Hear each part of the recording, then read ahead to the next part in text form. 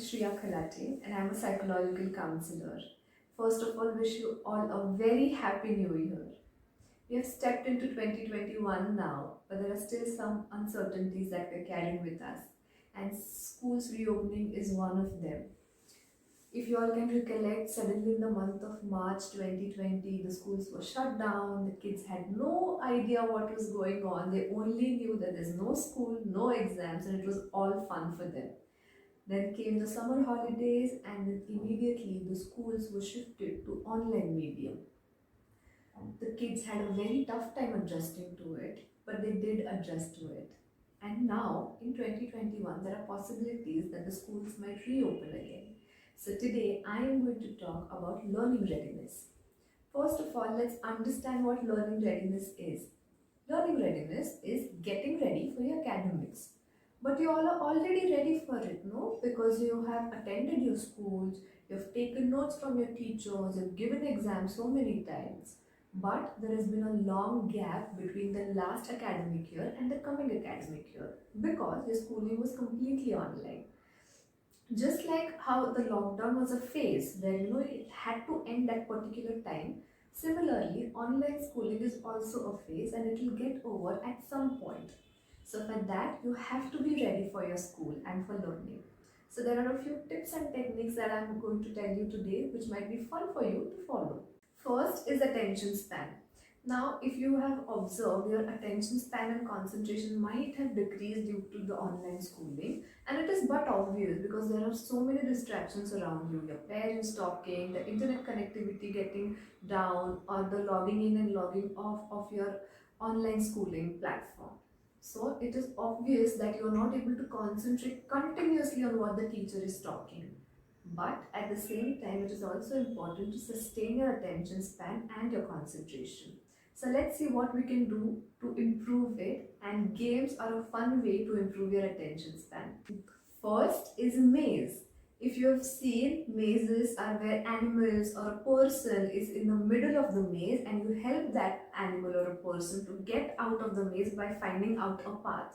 There are plenty of worksheets available online, so tell your parents to print them out and then you can solve one each time. Second is mandalas. You can create a mandala and then color it if you are in the higher standards. If you are in the lower standard, you can just color the mandalas. Third is sorting out things.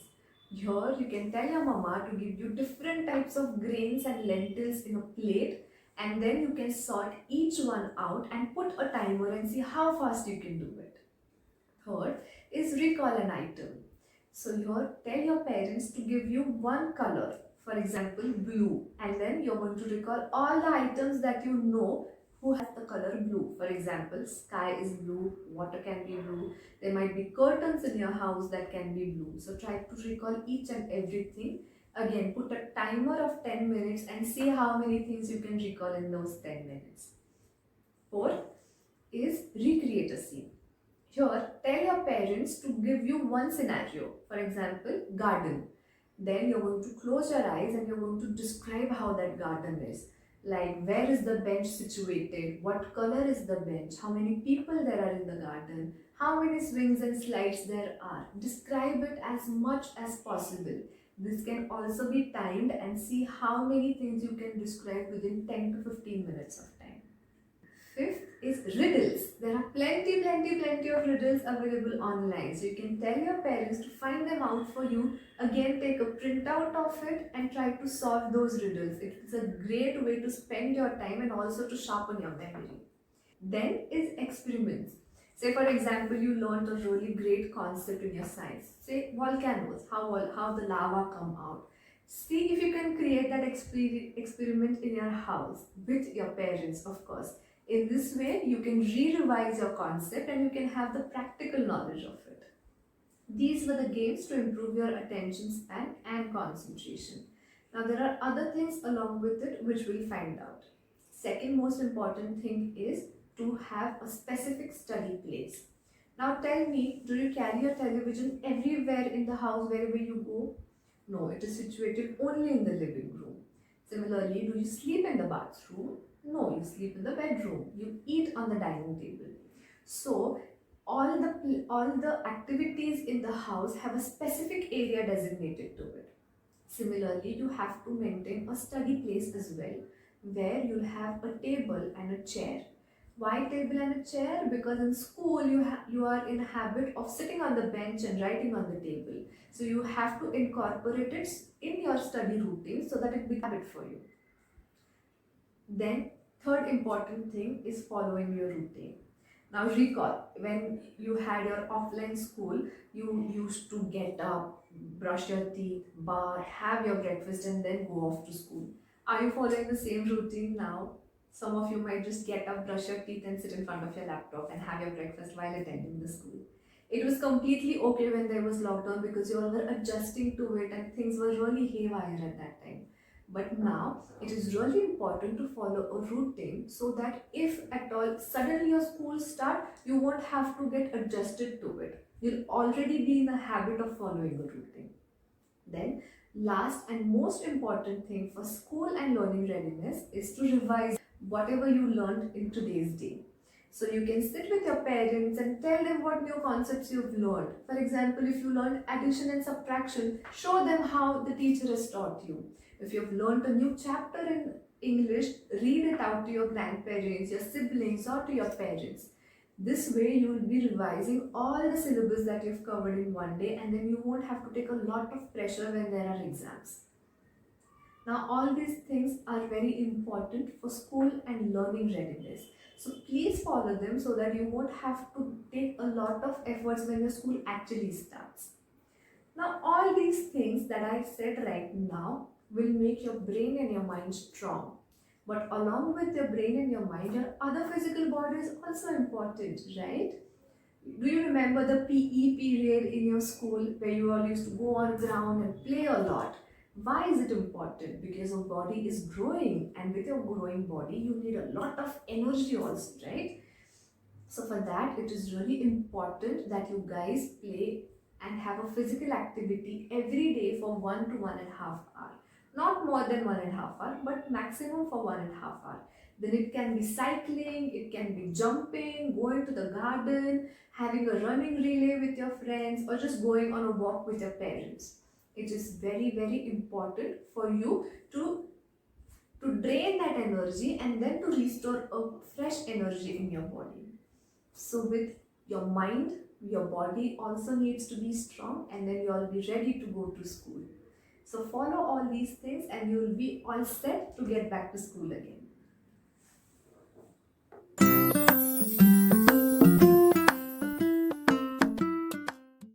Hello all, myself Savni.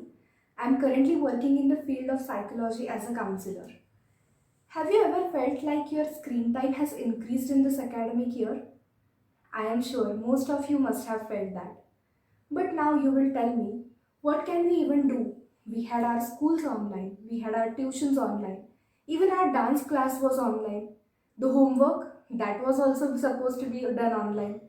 So what can we do? What option do we have but to stay online?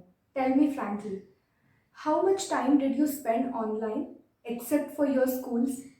Maybe chatting with your friends, watching some videos, or maybe for playing games?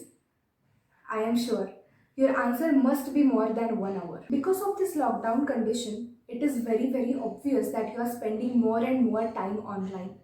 Maybe in front of your TV, in front of your laptop, or even maybe in front of your phone.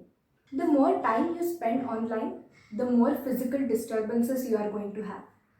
You are going to feel tired. You are going to have back pains, neck pain. Even your eyes are going to strain a lot. You might feel dryness in your eyes. You might have some vision problems. You might have excessive weight gain. And there are a number of problems because of just sitting online and studying. Now, you will ask me, do you have any tips or tricks to overcome this? Yes, I do have few good tips and tricks that will help you to stay less online and that will help you to overcome your physical problems as well. Let us look at these tips one by one. First, choose a time of the day wherein all your screens will be shut down and you will keep them away from yourself because out of sight, out of mind. Secondly, You can make a list of things that you can do instead of staying online. So, for example, instead of playing online football, you can actually go on the ground, of course, with all the precautions, and play football. Or you can help your parents in their household chores because they are also very tired because of the online work that they are doing. Thirdly, if you don't know where to stop, make a good use of your smartphone.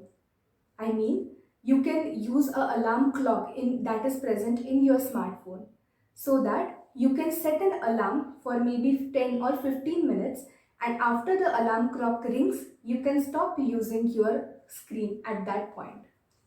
When you are doing online school, maintain a good distance from your screen.